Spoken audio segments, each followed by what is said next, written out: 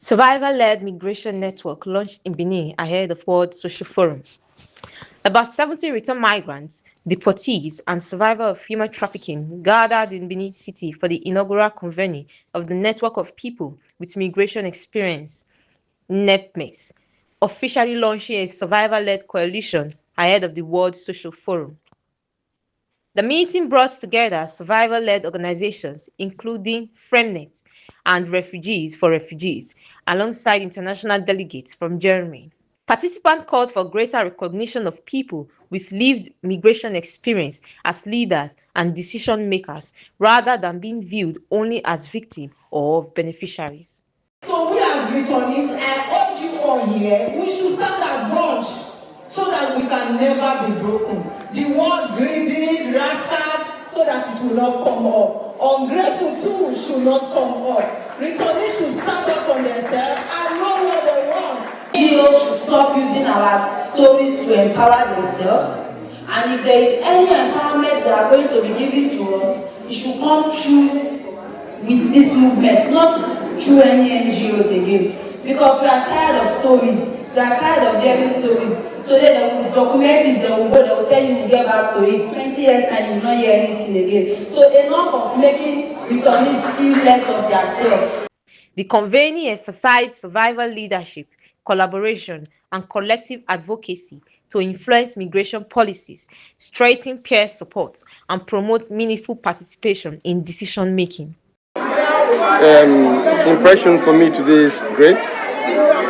It's not also strange because what we are bringing into the discussion is not what is not known to them. But the only thing we were just kind of like provoking this understanding that the people should reflect and think concretely about how they feel and the position where they are supposed to be. So every survivor is an expert, a migration expert. And so we wanted to just create this awareness so that the people can reflect and understand their potential so that they can be part of all these discussions that has to do with their life. I was for the first time being now here in Nigeria, and then my first time being here in Benin City, and I heard already a lot about returnees and people who migrate and return back voluntary or involuntary, but honestly I've never spoken to them in Nigeria. I spoke already to women in Agadez in Niger who returned back, but now listening again to the stories and seeing how strong the people are and how openly they were speaking about their experience, but also how self-confident they can be, I found this was very very important and a very touching sign for me. And I wish that this beginning of your meeting now, this will continue, and that you will be, that people can get stronger through this because they don't feel isolated anymore, and they can see how much power they have, even if they have gone through so many difficult experiences. Building a movement for survivors in Nigeria has been at the heart of my work. It has always been something I've been looking forward to. Not really, the idea of it, right, has been exciting for me. But having this number of people step out to say they really want this to happen, and listening to the migrants and the survivors themselves, I must tell you that indeed people have had it up to here and they really want to see change. So when you want to see change, the first thing is showing up. They showed up for the kind of change that we hope to see.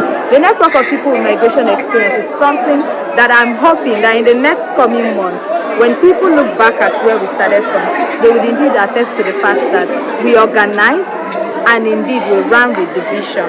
Thank you. The event concluded with the message, "Nothing about us without us." Our lived experience is not just a story. It is expertise that must shape the decisions that affect our lives. I am Oladele Rachel, reporting for Tatafo TV.